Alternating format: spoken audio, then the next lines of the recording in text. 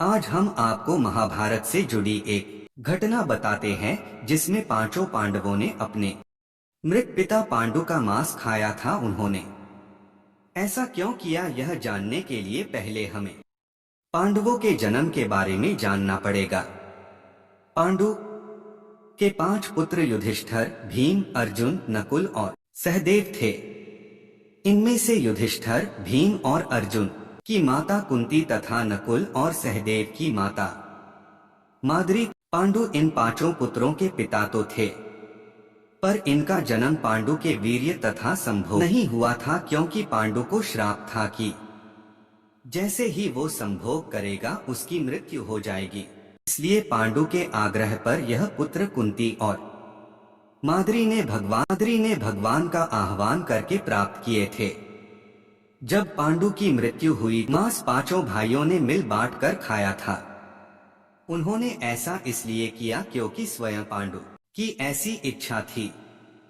चूंकि उसके पुत्र उसके वीर्य से पैदा नहीं हुए थे, इसलिए कि उसके पुत्र उसके वीर्य से पैदा नहीं हुए थे, इसलिए पांडु का ज्ञान कौशल उसके बच्चों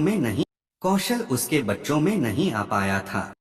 इसलिए उसने अपनी मृत्यु पूर्व ऐसा वरदान मांगा था कि उसके बच्चे उसकी मृत्यु के पश्चात उसके शरीर का मांस मिल बांट कर खा ले, ताकि उसका ज्ञान बच्चों में स्थानांतरित हो जाए।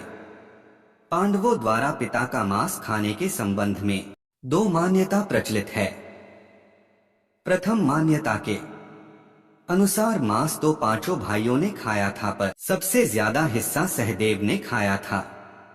जबकि एक अन्य मान्यता के अनुसार सिर्फ सहदेव ने पिता की इच्छा का पालन करते हुए उनके मस्तिष्क के 3 हिस्से खाए। पहले टुकड़े को खाते ही सहदेव को इतिहास का ज्ञान हुआ, दूसरे टुकड़े को खाने पे वर्तमान का और तीसरे टुकड़े को खाते ही भविष्य का। यही कारण था कि सहदेव पांचों भाइयों में सबसे अधिक ज्ञानी था और इससे उसे भविष्य में होने वाली घटनाओं को देखने की शक्ति मिल गई थी। शास्त्रों के अनुसार श्री कृष्ण के अलावा वो एकमात्र शख्स सहदेव ही था जिसे भविष्य में होने वाले महाभारत के युद्ध के बारे में संपूर्ण बातें पता थी। श्री कृष्ण को डर था कि कहीं सहदेव यह सब बातें औरों को न बता दे, इसलिए श्री कृष्ण ने सहदेव को श्राप दिया था कि यदि उसने ऐसा किया तो मृत्यु हो जाएगी।